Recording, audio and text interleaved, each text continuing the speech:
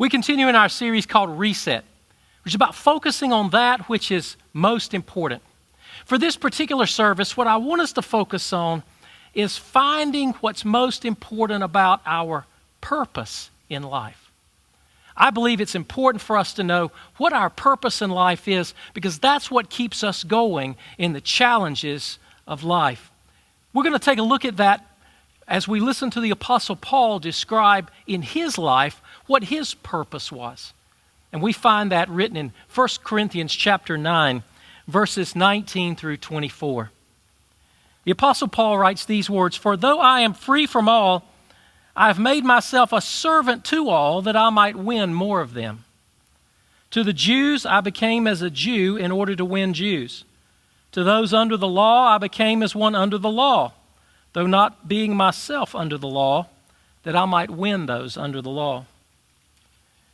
To those outside the law I became as one outside the law, not being outside the law of God, but under the law of Christ, that I might win those outside the law. To the weak I became weak, that I might win the weak. I have become all things to all people, that by all means I might save some. I do it all for the sake of the gospel, that I may share with them in its blessings.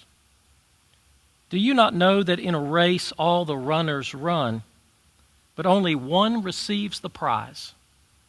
So run that you may obtain it." Well, if you believe that, you should say amen. What I'd like to do at this time is just speak for a few moments on this subject of finding common ground for the gospel. Finding common ground for the gospel. Have you ever noticed the Apostle Paul refers in this passage to a metaphor that life is like running a race? He says that life is like a race and we all run for the prize. Have you ever run a race in your life? Maybe a marathon race or maybe a 5K? Some years ago, one of our sons took up as a hobby running these races like mud runs and these Spartan races and various 5Ks. And he asked me one time if I would join him and we would run in a race together called Moonlight Madness. The idea behind this race, it was sort of appealing.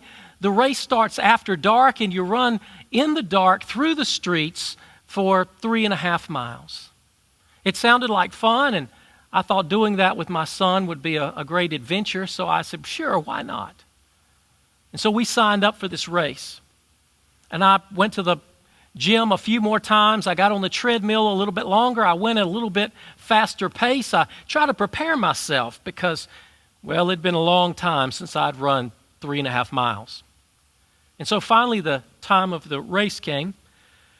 My son and I assembled there on the starting line with this huge crowd of people. It was a very interesting feel. It was nighttime. It was in the fall. And they sounded a gun, and this great crowd of people took off. And I was excited and energized to be around these folks and to be there with my son. And we took off running, and out of the kindness of his heart, he ran with me for a little while. And then being in much better shape and younger, he left me behind. But I kept running, and it was exciting, and I was going just as hard as I could go. And the great thing about this race is the first part of the race is all downhill, and so I had energy, and I had adrenaline and enthusiasm, and I was surrounded by all these folks, and I was going downhill, and I was running a little too fast. But it seemed at the time like the right thing to do. And I was going great until I got to the first mile marker, and they had a timer, a large timer on the side, and as you ran past it, you could look and see, and I looked over to see my time for the first mile, and I was shocked. It was much faster than I'd been training for. And I thought to myself, I can't keep this up for 2.5 more miles. But I kept running and running, and downhill, gravity helped pull me down, and finally I got to the halfway point, which was a water station. And as I got there, and I got that water and stopped for a moment, I realized that I was out of gas. And I thought to myself, the worst part of this race is still ahead. The last half of the race is all uphill. And I knew I was not going to be able to run uphill at the same pace that I'd run downhill. And suddenly I started hearing this voice inside me that said, "You're not going to make it. You should just quit. Quit while you still have some dignity." And I told myself, I'm not going to quit. I'm going to keep running, even though it's going to be much slower than when I started. And I kept going, and I told myself, run to the finish line no matter what. And it was rough. Uphill is not like downhill. And halfway through, the last half is not nearly as much fun as the first half. And finally, I made it back to the top of the hill, and I made this final turn, and I was 3 blocks away from the finish line, and I could see it in the distance. And I mustered up all the energy I had, and I ran as hard as I could until I crossed the finish line. I didn't win the race. In all honesty, if you want to know the truth, when I got to the halfway point, the water station, was the exact time the winner of the race was crossing the finish line. But I ran hard, and I made it across the finish line. You know, there's a lot about life that's like running a race. There's a lot about faith that's like running a race. And, you know, I made some important decisions that night after that race. I learned some important life lessons that have helped me in my faith in the years that have followed. A couple things that I just jotted down. I learned that life is like a race. It's important to start off in the right direction.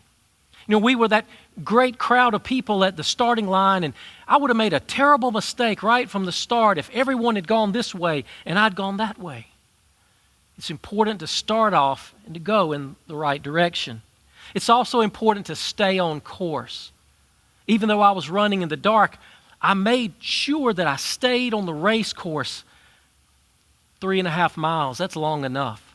I didn't want to get off course and make it even longer.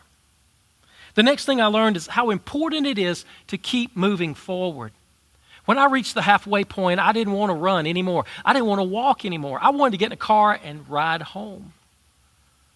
But I promised myself I would make it to the finish line as long as I kept moving forward, whatever the pace. Next thing I learned in that race, and I've learned in life, is you can't quit. That life is, well, it's not even like a 5K. It's more like a marathon. It's a long race. And there are times along the way when you feel like you want to quit. But you'll never make it to the finish line if you quit along the way.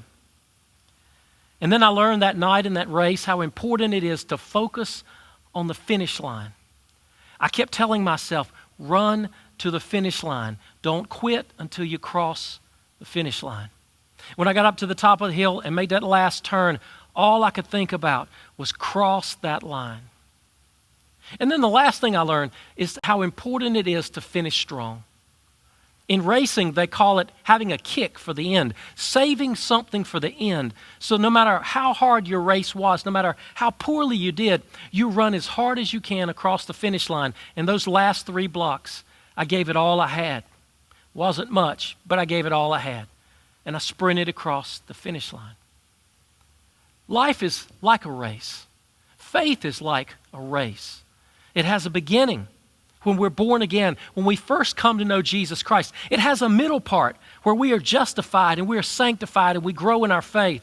And it has an end line when we step over into life everlasting. And it even doesn't stop there. You run through the finish line and you keep on going for all eternity. Have you ever noticed people along the way who start off on fire for Jesus? They come to know faith. They put their trust in Jesus Christ. They begin to read the Bible and pray. They come to church every Sunday. They teach and they serve and they find a mission and they use their spiritual gifts, but something happens along the way and they fizzle out. Before long, they're not there at all. They've taken a detour. They've gotten sideswiped. They don't cross the finish line. Well, that's not the way God intended for us to live. When I was a senior in high school, there was a very interesting sporting event that came in the spring of my senior year. I don't know if you remember this from back in April of 1980. That's a long time ago. But Rosie Ruiz won the Boston Marathon. And she set a personal female record for the Boston Marathon, she set a personal best. She finished 25 minutes faster than her fastest time. She set the third best marathon record of all time ever recorded. When Rosie Ruiz was interviewed after the race, people noticed a few, odd things about her. She didn't seem to be as covered in sweat as all the other finishers. And she had a hard time remembering how long her first few miles were, how long her middle point, her times along the way. And even though 1980 was not at all like our day today, with everyone having cameras and cameras placed on all intersections, there was no sign of Rosie along the route. It was later discovered that Rosie had cheated. She didn't run the Boston Marathon at all. As a matter of fact, half a mile from the finish line, she came running out of the crowd and ran the last half mile, crossing the finish line. It never occurred to her that she was the first female. It was only after she realized she had won the race that she knew she was going to be in trouble. 8 days later, Rosie was disqualified for cheating, for trying to cut corners. That's one more thing that we learn about life as a race. You can't cheat and get to the finish line. You can't cut corners and make it all the way. The Apostle Paul tells us how life is like a race. And he tells us that it's in the race of life that you find your purpose in life. And he tells us what his purpose is, and he reminds us that his purpose is our purpose. It's the purpose for all of us. I had a time not long after Rosie Ruiz when I found myself in a challenging time. I went off to college and started in that fall of 1980. In my freshman year, it was exciting. It was new and fresh, and I stayed up too late, and I got up too early, and I lived off caffeine, and I tried to stay awake in class. And I was away from home for the first time in my life, and I was living it up. I had a literal come to Jesus meeting about Christmas time when I realized at that rate I was not going to make it to my senior year. And I pushed hard to finish my freshman year. But then when I came back the second year, something changed. All the new and the shine had worn off. They sometimes call that the sophomore slump, and I went through it. And I began to wonder if I was going to make it. All I could see in front of me was class after class after class, test after test, paper after paper. And I started to doubt whether or not I was going to make it through 3 more years. And I remember calling a meeting with my faculty advisor, and I sat down with him and I started to tell him my doubts as to whether or not I had what was in me and whether or not that was necessary to finish. And I remember making this statement to him, that I'm not doing that well, and it's hard, and it's expensive, and I'm running out of money. And I said to him, do you think I can afford to stay in this school? And he said something to me that changed my life in a moment. I said, do you think I can afford to stay in this school? He looked at me and he said, you can't afford not to. He said, you're at a crossroads of life, and what you do next is going to define and determine who you are for the rest of your life. You've got to stay in this school, and you've got to do better. And I left my teacher's office a changed person with renewed energy. My sophomore year, it wasn't easy, but I made it through. And I came back my junior year, and I was fired up, and I could start to see the light at the end of the tunnel, and I worked hard, and I did better. And I got to my senior year, and by then I was focused on my major, and I was doing great, and I strutted across that graduation ceremony to get my diploma, the first person in my family tree to ever graduate from college. I know what it's like to find yourself in a situation where, you've run out of gas and you don't have what it takes to keep going, and you've got to convince yourself to run to the finish line. So what do you do to find the motivation time after time? Well, the Apostle Paul gives us some great hints. He says life is like a race. He said it's not like a 5K, it's more like a marathon. And he said the key is to stay focused on your purpose in life. Here's the way Paul reasons it out to the church at Corinth. In verse 19, he says, "For though I am free from all, I've made myself a servant to all, that I might win more of them." Paul understood something very important about his purpose in life. He said his purpose in life was to be a servant. The most meaningful life there is to be a servant of others. He said, the most important thing that I do, my purpose, is to serve Jesus Christ and to serve others. He said, though I'm free, I could do anything I want to. I've chosen to be a servant to others, that I might help lead them to faith in Jesus Christ. And then he uses this wonderful metaphor. He says, I try to identify with everyone I come in contact with. To Jews, I identify as a Jew. To the Gentiles, I identify as a Gentile, a Roman. To those who live under the law, I'm not under the law, but I identify with the law. And to those who do not live under the law, I tell them that I'm free from the law, though I follow the law of Christ. He said, to those who are weak, I identify as a weak person.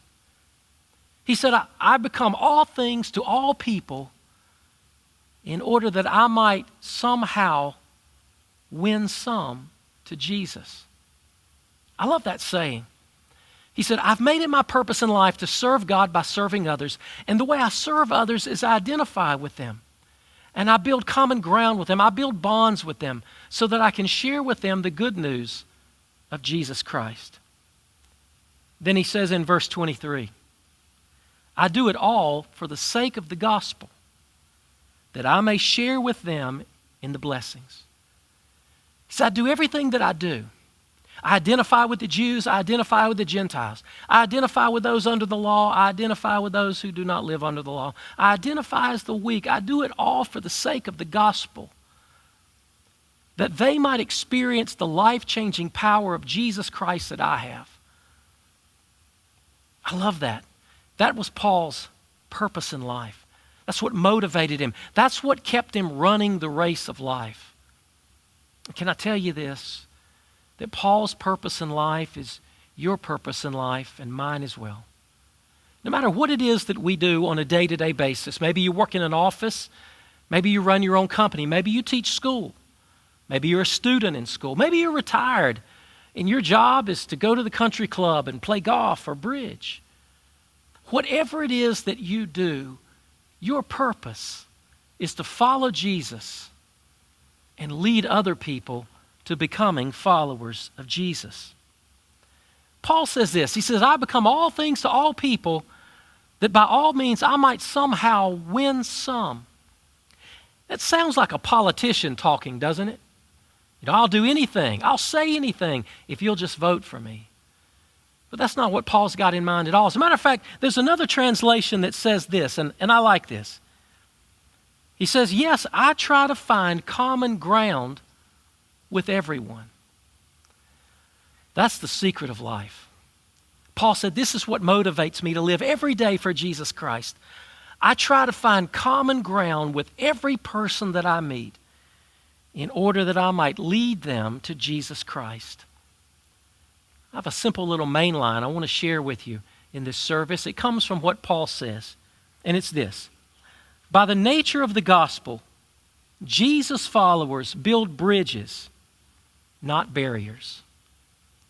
By the nature of the gospel, followers of Jesus Christ build bridges, not barriers. We live in a world today where we could use more bridge builders and not those who erect barriers. Let me give you some examples of what that looks like. Some years ago, my family lived next door to the church. All I'm going to say about that is if you have to ever choose where you'd like to live, next door to a church would not be one of them. But we lived next door. It meant that my commute to the office every day was very brief. And our boys at that time, they were much younger. They were in elementary school and middle school. And we had a basketball goal that we had put up in the driveway there at the parsonage. And every afternoon after school, the boys would go play basketball in the yard. And after a while, it didn't take long when you could hear basketballs dribbling on the pavement and clanking off the rim. It made a noise throughout the neighborhood. And it began to attract an employee from a business 2 doors down. So there was the church, and then there was the parsonage, and then our next door neighbor, and then there was a funeral home. Now I need you to picture this with me. It was a home where they had funerals, the old-fashioned kind, where the family lived upstairs, and in the middle level, you went and had visitation, and the bottom level, well, they did things down there that we shouldn't talk about. Well, one of the employees was an African-American woman about my age whose name was Dee Dee. And it seems in the afternoon, Dee Dee didn't have a lot to do, or it didn't seem like she had a lot to do, so whenever she heard the boys playing basketball, she would come over and begin to play basketball with them. You got to imagine, she was a grown woman. They were smaller boys, and she had the time of her life out there. They would take shots, and she'd slap them away, and she would steal the ball from them, and they would all laugh and carry on. And Dee Dee became a very regular part of our family life. Almost every afternoon, she showed up and played basketball. Our boys began to see Dee Dee as just another friend in the neighborhood. They couldn't wait for her to come over. And Dee Dee became not only a friend to our boys, but also to me. Well, after several months, Dee Dee invited me to come to her church. She said, "Pastor, in a few weeks our church is having a revival, and I would be so honored if you would come as my guest." So I told Dee Dee, I said, "Well, I'm kind of busy on Sundays and Wednesdays, but what are the nights for the revival?" She said, "Sunday through Thursday." I said, "Well, I'll come on Monday night." And so on Monday night, I showed up at her church, and she was there waiting for me when I came through the door. And I was treated like I was the king of the world that night. I've often thought about Dee Dee in those years since. There was something that drew Dee Dee and our boys together, and it was common ground. It wasn't race. It wasn't socioeconomic levels. She didn't even live in the same neighborhood. It was basketball. And Dee Dee loved to play basketball with our boys, and our boys loved to play basketball with Dee Dee. And she became their friend, and because she was their friend, she became my friend. And then she invited me to come to her church. I think that's what it's like to build bridges instead of barriers. I'll give you another example. This is not a great one, but it's a true one. Some years ago, I was in London, England, attending a church conference and going on a tour of John Wesley's heritage. One particular night, after sort of going out and about in London all day, I came back to my hotel and I ran into one of the people there at the conference with me, and he said, "I'm going to get something to eat. I'm tired of British food, so I want to get some American food. You want to go with me?" It was late at night, 10 or 11 o'clock. And I'm like, "You're tired of British food? It's fried fish and French fries, fish and chips. What part of that don't you like?" He said, I don't like British food. I want some American food. Will you come go with me?" And so we began to walk the streets of London looking for American food. And we found some. We came around the corner, and sure enough, what did we see? We saw KFC, Kentucky Fried Chicken, right there in London, England. He said, "That's what I want. I want fried chicken." It was a group of pastors. What'd you expect? And so we went in this Kentucky Fried Chicken late at night, and there was just one little group of folks sitting there, 4 or 5 Brits, young Brits, sitting there eating KFC. And we got in line, and we ordered our food, and the only person working there was a young Muslim man. It was obvious that he was Muslim. And so we ordered our food, and we sat down, and he brought us our KFC, and we ate chicken at 11 o'clock at night. We were about halfway through when the young Brits finished their meal. They got up and they walked out and they left behind 2 or 3 tables of trash. Well, I told the guy I was sitting there with, I said, "We're not going to leave that for him to clean up. We're going to clean that up." So I hollered out to him, "Hey, we're going to clean that up. Where do you want us to put the trash? What container do you want us to put it in?" He said, "No, that's okay. I'll pick it." I said, "No, you're not going to pick it up. You served us our dinner. The last thing you're going to do is clean up somebody else's trash. And we're going to clean up after ourselves as well. Just tell me where you want it." So he pointed out a receptacle. We collected it all up, threw it in, sat back down, and started to finish our meal. A few minutes later, he comes out with a mop and starts to mop the KFC. And he comes up to us and he says, "Can I ask you a question?" And we said, "Sure." Because he knew we weren't from Britain. We were white males with southern accents. He knew we weren't Brits. And he asked us this question. He said, Are you Christians?" And we said, we are. And he said, "Well, I thought so. Because only Christians would have done that. Clean up after someone else." And so we said to him, "Well, the reason we did that is because our Savior Jesus Christ served us by giving his life. And he told us that we're to serve others. And so it seems the least we could do was clean up after them because you served us our dinner." Well, we talked for a little bit and he went off and began to mop the rest of the restaurant. Yeah, it was a small way. It wasn't much. But we left that restaurant that night and we believed that God had given us an opportunity to build a wall. Not to build a wall, but to build a bridge. In hopes that maybe that might create a connection, and he starts asking questions about people who say they follow Jesus Christ. Real quickly, let me just tell you how to build bridges instead of barriers. The first thing you do is you find common ground. That's what Dee Dee did. She found common ground with our boys. The common ground was basketball. It could be something as simple as that. We found common ground with a KFC employee who was Muslim. We just cleaned up trash. We tried to serve him because he had been serving us. We told him that Jesus serves us all. Second thing we do to build bridges, not barriers, is we build a bridge based on that common ground. We find that connection and we use that to build a relationship. Third thing is we look for ways to let the gospel cross the bridge and into a person's heart. We just had a brief opportunity that night in London to tell that man we wanted to clean up after those who had left a mess because Jesus Christ taught us to serve others because he gave his life to serve us. Dee Dee leveraged her love of basketball and playing with our boys to invite me to go to her church. That's all it took. Our main line is just simply this. By the nature of the gospel, Jesus' followers build bridges, not barriers. I promise you, that's what motivated the Apostle Paul every day to find people he encountered, to find a common ground connection with them, to build a bridge that he shared the life-changing news of Jesus Christ with them. By the end of his life, he left behind all sorts of people in all sorts of countries. Because everywhere he went, he looked to find common ground. You know, Dee Dee didn't have a lot in common with our boys, not at surface level. Her skin was different, her gender was different, her age was different. But she focused on what she had in common with them, and she built a friendship around that, basketball.